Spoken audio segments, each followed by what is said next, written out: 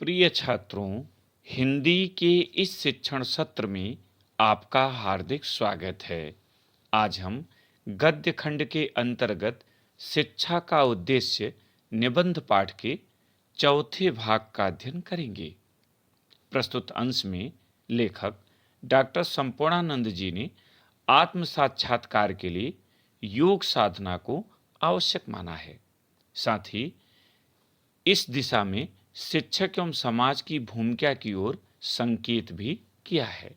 गद्यांश देखें। आत्म साक्षात्कार का मुख्य साधन योगाभ्यास है। योगाभ्यास सिखाने का प्रबंध राज्य नहीं कर सकता, न पाठशाला का अध्यापक ही इसका दायित्व ले सकता है। जो इस विद्या का खोजी होगा वह अपने लिए गुरु ढूंढ लेगा।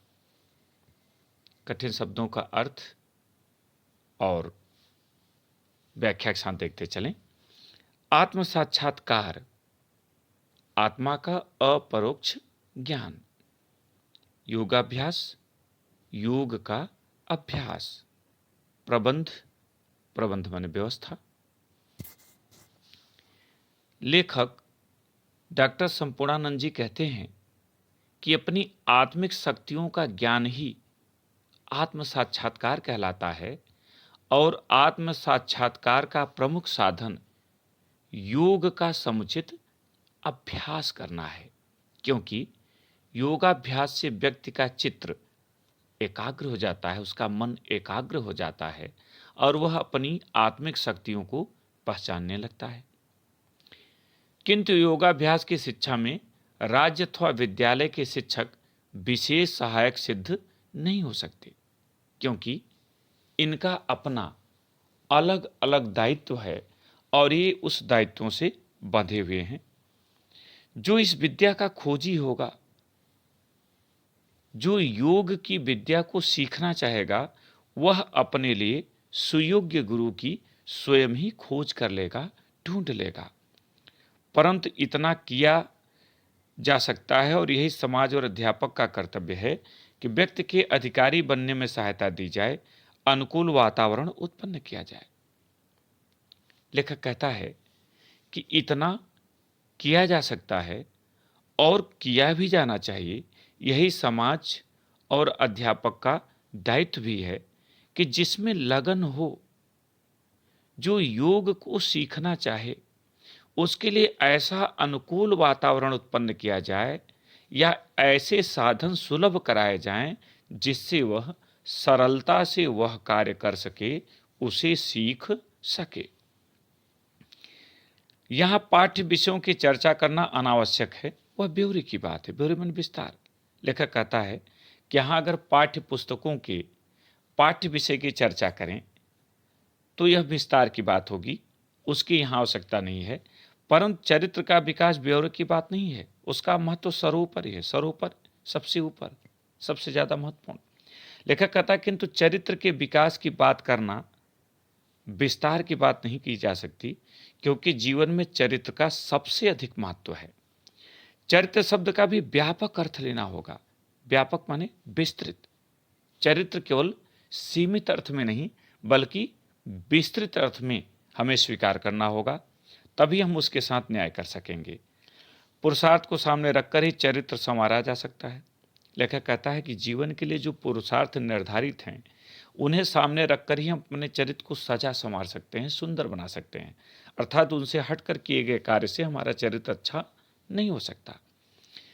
प्रत्येक छात्र की आत्मा अपने को ढूंढ रही है, पर उसे इसका पता नहीं। अज्ञानवशात, अज्ञानता के कारण वह उस आनंद को जो उसका अपना स्वरूप है बाहरी चीजों में ढूंढती है।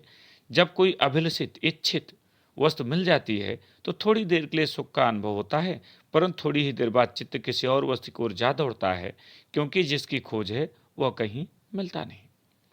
लेखक कहता आज प्रत्येक छात्र की आत्मा उसे ढूंढ रही है, किंतु छात्र को इस बात का पता नहीं है कि उसकी आत्मा उसे ढूंढ रही है, अर्थात वह अपने आत्मा के रहस्य को जान नहीं पाया है।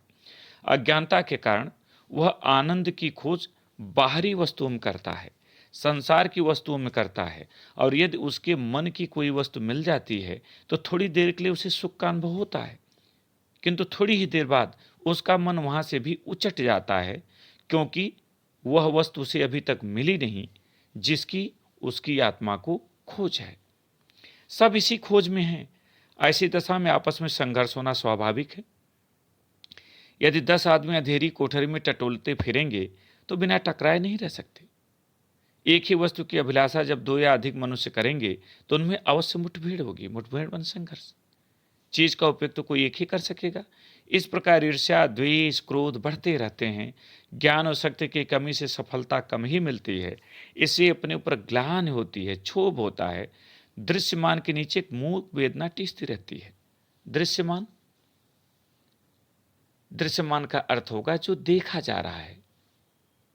मूक माने मौन, वेदना माने पीड़ा, कष्ट, टिसती रहती है माने सालती रहती है। लेखक कहता है कि सभी सुख की खोज में हैं। ऐसी दशा में संघर्ष होना स्वाभाविक है, क्योंकि अगर 10 आदमी किसी कोठरी में कोई वस्तु ढूंढेंगे तो निश्चित है कि वह आपस में टकराएंगे जरूर। जब एक से अधिक वस्तुओं की अभिलाषा एक ही है तो निश्चित है कि वह आपस में मुठभेड़ करेंगे, संघर्ष करेंगे, क्योंकि चीज का, किसी वस्तु का उपयोग तो कोई एक ही कर सकता है।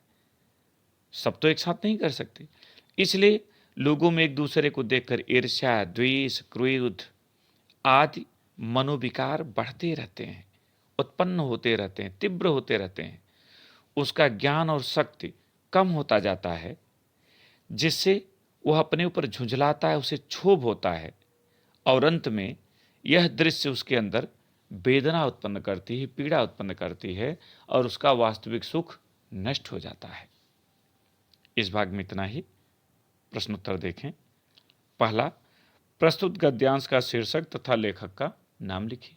उत्तर, प्रस्तुत गद्यांश का शीर्षक शिक्षा का उद्देश्य और लेखक का नाम डॉक्टर संपूर्णानंद है। दूसरा प्रश्न, रेखांकित अंश की व्याख्या कीजिए। और यहाँ रेखांकित अंश है, आत्म साक्षात्कार का मुख्य साधन योगाभ्यास है। योगाभ्यास सिखाने का प्रबंध राज्य नहीं कर सकता, न पाठशाला का अध्यापक इसका दायित्व ले सकता है। उत्तर, लेखक डॉक्टर संपूर्णानंद जी कहते हैं कि अपनी आत्मिक शक्तियों का ज्ञान ही आत्म साक्षात्कार कहलाता है और आत्म साक्षात्कार का प्रमुख साधन योग का समुचित अभ्यास करना है, क्योंकि योगाभ्यास से व्यक्ति का चित्त एकाग्र हो जाता है और वह अपनी आत्मिक शक्तियों को पहचानने लगता है। किंतु योगाभ्यास की शिक्षा में राज्य अथवा विद्यालय के शिक्षक विशेष सहायक सिद्ध नहीं हो सकते, विशेष प्रबंध नहीं कर सकते। तीसरा प्रश्न, आत्म साक्षात्कार का मुख्य साधन क्या है? उत्तर, आत्म साक्षात्कार का मुख्य साधन योगाभ्यास है। चौथा प्रश्न, समाज और अध्यापक का क्या कर्तव्य है? उत्तर, समाज और अध्यापक का यह कर्तव्य है कि वे योगाभ्यास के लिए अनुकूल वातावरण उत्पन्न करें, जिससे जिज्ञासु इसका उचित लाभ प्राप्त कर सकें। पांचवा और अंतिम प्रश्न, कौन अपने लिए सुयोग्य गुरु स्वयं ही ढूंढ लेगा? उत्तर, जो व्यक्ति योगाभ्यास करना चाहेगा वह अपने लिए स्वयं ही सुयोग्य गुरु ढूंढ लेगा। इस भाग में इतना ही। 5वें भाग के साथ फिर मिलेंगे। बहुत बहुत धन्यवाद।